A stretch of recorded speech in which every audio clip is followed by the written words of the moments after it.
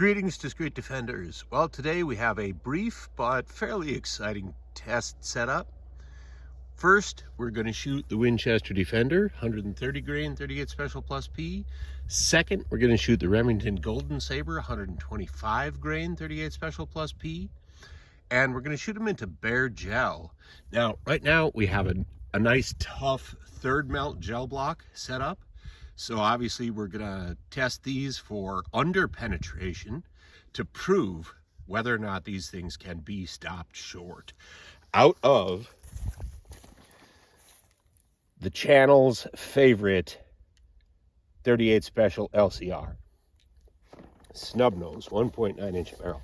Now the gel block is right at 36.3 degrees Fahrenheit right now. I've got a Winchester in there first and a Remington in there second. We've done chronograph work with these in the past. We've tested them in a heavy denim barrier. But today we're just going to do a gel block shoot, one round of each, and see how these things do. The wind is just picking up. It's a fine sunny November day. Not really what I'm used to out here, but hey, I will take it. And we are up at a crazy latitude here. This is about 48.5 degrees north latitude. This area here I like to call the Discreet Defense Ranch. So welcome to it. I'm gonna try to shoot the whole thing in one take.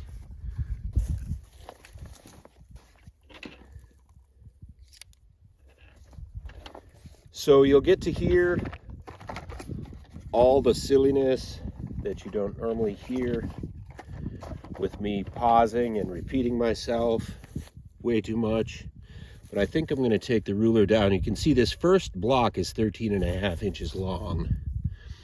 And then it's backed up with additional gel.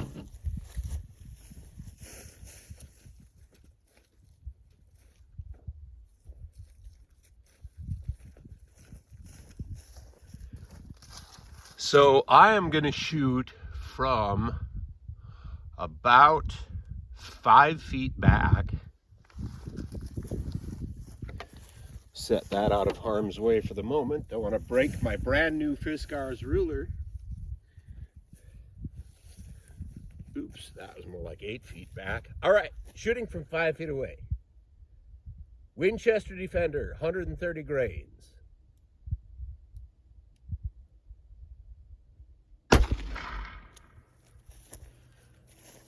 Oh, wow.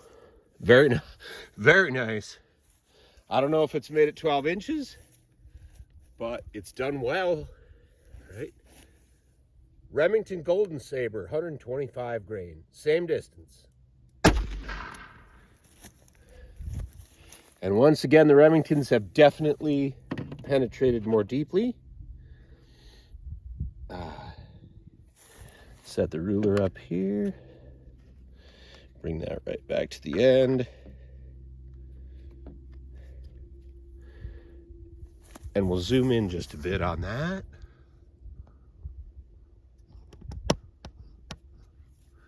I don't know if you can see them too well back there, but the Winchester is right here and the Remington behind it right about there.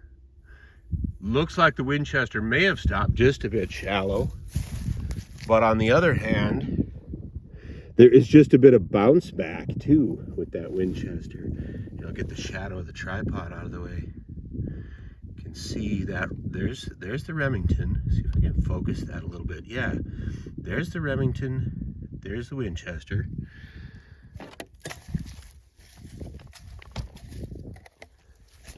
Get the ruler up there. Right back to the edge, and it looks like I would say that that Remington Golden Saber has gone 13 inches, and the Winchester with its little bounce back trail right there. Not sure how well that shows up. I'm seeing it, but I would say that that is really close. Yeah, it's not at the 7-inch mark. That is at least 11, probably 11 and a half. Right around 11 and a half inches. See,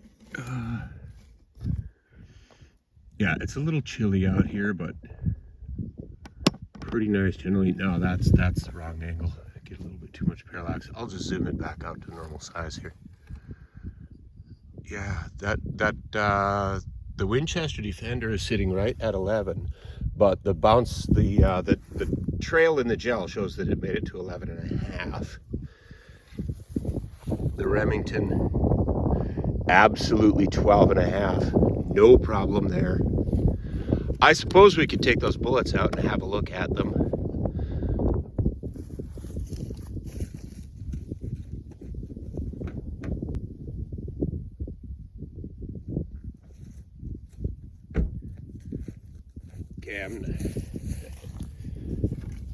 But first, let's take a look at the wound tracks. Now, these make very expansive, explosive wound tracks at the beginning. Both of them easily an inch, inch and a half across. See if you can see that there. Very nice wound tracks. Very impressive. And they narrow down pretty evenly. You can see that Golden Saber, the pattern that it leaves, that kind of a corkscrew effect. That's a very violent bullet. In fact, both of these are pretty good. All right, let's look at them a bit here. How shall I get at this without damaging this lovely third melt block? Okay, so here's the Winchester.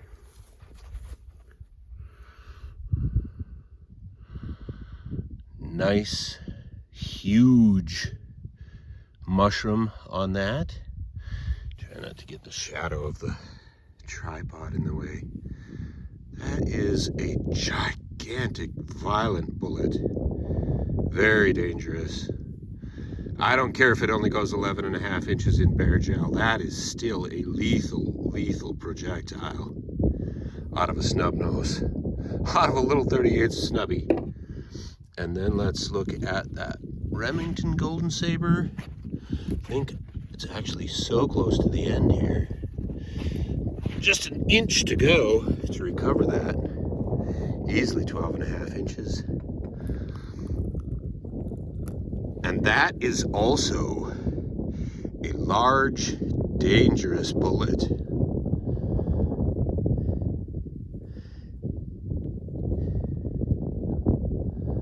Very nice. Did not bring the calipers, or if I did, I wasn't able to find them in a quick search of the automobile. But that's really impressive performance. So, as far as the question of under penetration from a snub-nose 38, I would say it's not a problem for these two rounds. Again, we've chronographed these in the past. We've tested them with a denim barrier. Both perform exceedingly well. Neither one of these carries the recoil that like an Underwood or a Buffalo bore does. The Winchesters get about 220 foot-pounds of energy from the muzzle of that little snub nose. And the Remington's just a bit more, about 230. So if you wanted to defend yourself with either of these rounds, I would agree with you. All right, that's our snub-nose 38 special test, a Remington Golden Saber and Winchester Defender. Again, the Remington's 125 grain 38 special plus P, and the Winchester's 130 grain 38 special plus P. Okay, thanks folks. This is Dave for Discreet Defense Ranch. Have a great November.